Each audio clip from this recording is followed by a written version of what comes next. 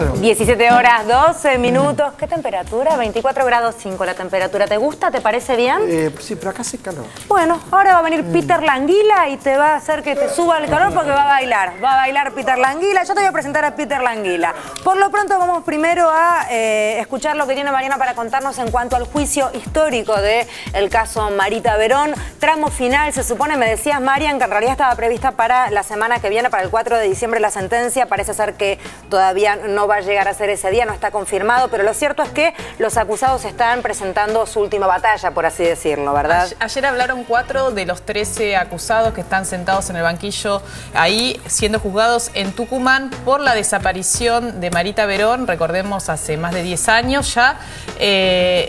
¿Qué dijeron?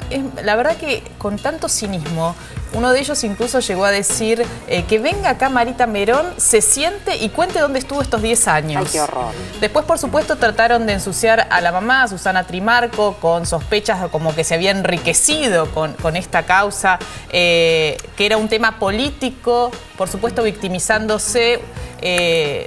Relatos o testimonios que no tienen asidero, ¿no? Que son como los últimos manotazos de ahogado.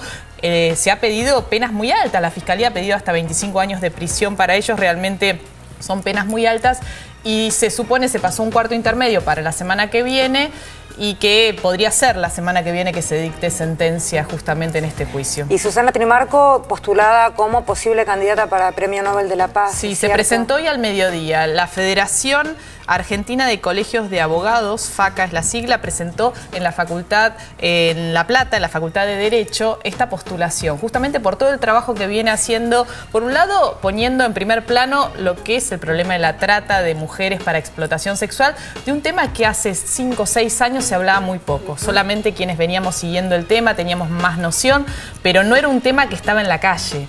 Y esto favoreció mucho el trabajo que viene haciendo, lamentablemente asociado a la búsqueda de una hija, ¿no? Esta historia tan dramática de ir ella metiéndose a los burdeles, disfrazada, como para ver si la encontraba y en ese camino rescatando a otras mujeres y poniendo en primer plano, impulsando incluso la sanción de una ley en la Argentina. Así que bueno, esta postulación para el Premio Nobel de la Paz de Susana Trimarco, veremos cómo sigue, porque sabemos que esto es un largo camino, son declaraciones de intenciones, se sigue el trámite adecuado y después se verá qué pasa ahí en Suecia, ¿no?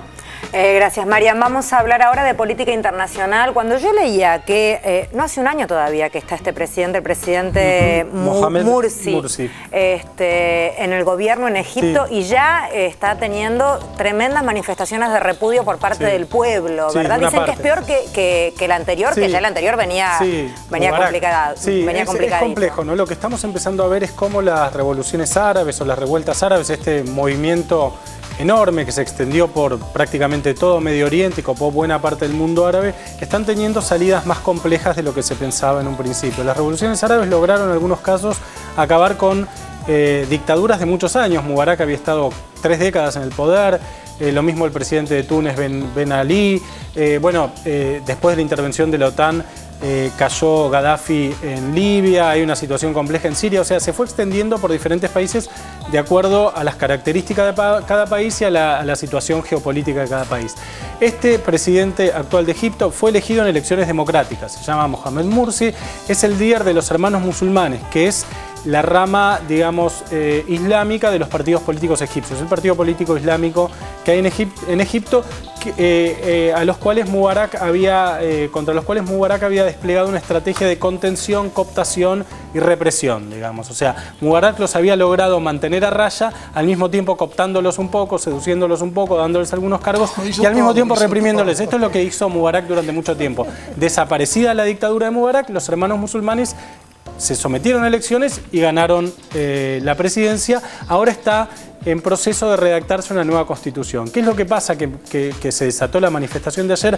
Hay un conflicto entre el gobierno de Mursi con los hermanos musulmanes como apoyo fundamental y la Corte Suprema de Justicia. Un conflicto clásico, conflicto de poderes, por el cual Mursi dice que la Asamblea Constitucional puede redactar la constitución que quiere. La Corte dice que tiene el derecho a remover la Asamblea Constitucional y a disolverla en caso de que se afecte derechos fundamentales y demás. Ayer hubo una manifestación enorme de repudio en la Plaza Tahrir, que es la misma plaza que desembocó en la caída de Mubarak, digamos, ¿no? La plaza está ocupada durante tanto tiempo, en contra de esta decisión de Mursi de arrogarse estos poderes en contra del Poder Judicial. Pero yo leía sí, que el pueblo, o en general, porque hablar del pueblo es como muy omnipotente, pero digamos sí, que una parte del pueblo, el consenso era que era peor que Mubarak todavía. Sí. Esto dicen algunos. Ahora, Mursi... ¿Conservadores? ¿Cómo lo definís ideológicamente? La polarización es más islámicos contra laicos, más que conservadores o liberales. Mursi fue elegido en elecciones democráticas, o sea, no es un tirano como era Mubarak. O sea, que peor que Mubarak no es porque Mubarak no se sometía a elecciones y Mursi sí, digo, también va a poner las cosas en su contexto.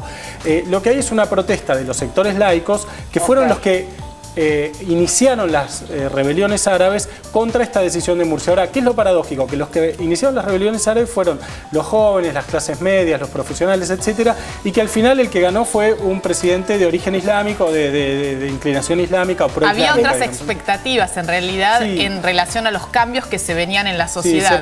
Se con pensaba, una cosa de mayor apertura, ¿no? Claro, se pensaba que se podía ir hacia un sistema más democrático, más abierto, etcétera. Más democrático es en la medida en que hubo elecciones. Él quiere estar por encima de la ley. Leí esta mañana. Bueno, es un conflicto de poderes. Él lo que dice es que el Tribunal Constitucional, la Corte Suprema Egipcia, para simplificarlo, no tiene poder para disolver la Asamblea Constituyente. Eso es lo que dice él.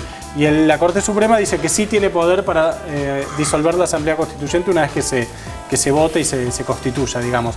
Ahora, si esto significa que el presidente está por encima de la ley, no sé, digamos. Esto al final muchas veces se resuelve, digo, en muchos procesos constitucionales se dieron estas cuestiones. En el de Venezuela, por ejemplo, el del 99 pasó lo mismo. Hubo un conflicto entre el Congreso viejo y la Asamblea Constituyente. Finalmente se sometió a un referéndum, una serie de votaciones, terminó imponiéndose el gobierno de Chávez. Muchas veces es finalmente la sociedad la que vota y define democráticamente estos conflictos entre poderes.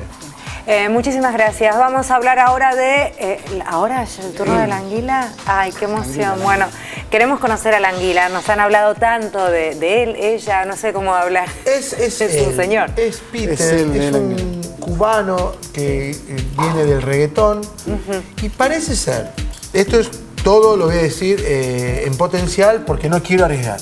Bien, está bien. Parece ser que en breve le saca el primer puesto a PSY, a Gangnam Style, el baile del caballo. No puede ser. Porque en una semana logró 1 millón de visitas de este material. Mirad. A ver.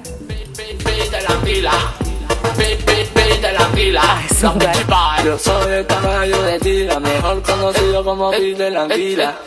Este es el estilo de Peter la anguila, de Peter la anguila, Peter la anguila. Este es el estilo de Peter la anguila, de Peter la anguila, de Peter la anguila. Oye mami, ya tú sabes quién llegó, soy yo. Peter la anguila, el maestro rebate los pichiboy. Este yo sé que soy muy rico, este es Paco y la fama, el original es que no tiene copia. Yo soy el caballo de tira, mejor conocido como Peter la anguila. Yo soy el caballo de tira, mejor conocido como Peter la anguila. Este es el estilo de Peter la anguila, de Peter la anguila, Peter la anguila. Este es el estilo de Peter la anguila, de Peter la anguila, de Peter. Mami, ya tú sabes quién llegó, el flaquito rico.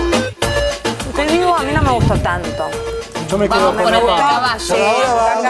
Opa Gangnam Style, que es el video, entre paréntesis para decirlos, el video más visto en la historia de internet hasta el momento. ¿Es cierto que vos en verano usas esas zungas así rayadas? Sí, estaba muy bien el Cairo que decía la canción boba del año. Sí, está bien, comparto. Es un horror. Sí, es un... Es un horror. Sí, Es un horror. sí. No se inspiró mucho. Sin embargo, está ganando. No hay mucha chicos, metáfora. La proyección, ¿De dónde es el la que- proyección, Cuba, de Cuba. Cubano es el anguila es cubano, el hombre este. la proyección es que es Tampoco es tan anguila. Yo le pondré una zunga, a José le ponemos una zunga y reda Da, la ¿no? anguila. Da anguila. Sí, da la anguila Yo pleno. pensé que me iba a encontrar con el tipo más flaco del mundo, ¿no es cierto, hermano? Claro, la anguila. No, vos pensaste claro. en otra cosa, no era No, por no, eso. yo pensé encontrar con el tipo más flaco del mundo que podía ingresar por un tubo que nadie podía Bueno, ingresar. capaz que puede. Y Capaz no, que... Esa era la Puede fantasía ser. de Osvaldo. Claro, capaz que ingresa, no Pues, sabemos. un hombre anguila es como un hombre araña, algo Claro. puede ser distinto a los demás. Esto es una porquería, la verdad.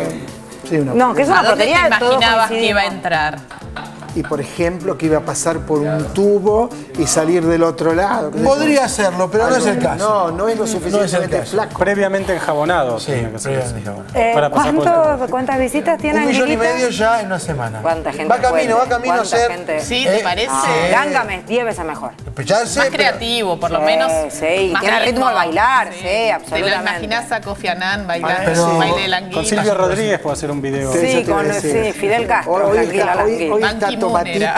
Tomatito, que es un genio, Sí. el Gran Rex. El heredero, ¿vos te acordás? El heredero del camarón de la isla. Laburó con el Bala. camarón de la isla. Bala ha estado Laburó con Tomatito. con Pata Negra, o sea, con todo ¡Qué el jamón, flamenco por Dios! más importante del planeta. Sí. Y la gente ve la anguila. La anguila, En vez así de ver estamos. Así Tomatito, estamos. en o vez irse de- 14 horas a ver a Wagner. en vez de buscar camarón de la isla, que era después de Dios en el flamenco, está el camarón de la isla, que murió muy joven, Y 46 después años. la bisnieta Paco Wagner. Lucía. Y él después, Paco obvio. Lucía Nos tenemos que ir a un tocaba corte. en la Dejalo leyenda que él del siga tiempo. hablando Paco con Bala. Lucía Nosotros vamos a un tocaba. corte. Mirá cómo sabe, ¿cómo se llama? Bala, ¿no? Bala es historia de la televisión. Bueno, por favor. vos te acordás no conoce que a Bala. la leyenda del tiempo era Paco Lucía con el camarón. Y ahí después viene Tomatito, Bailate. viene el camarón. Se muere el camarón que tocaba 인간적인 여자 커피 한 잔에 여유를 아는 품격 있는 여자 밤이 오면 심장이 뜨거워지는 여자 그런 반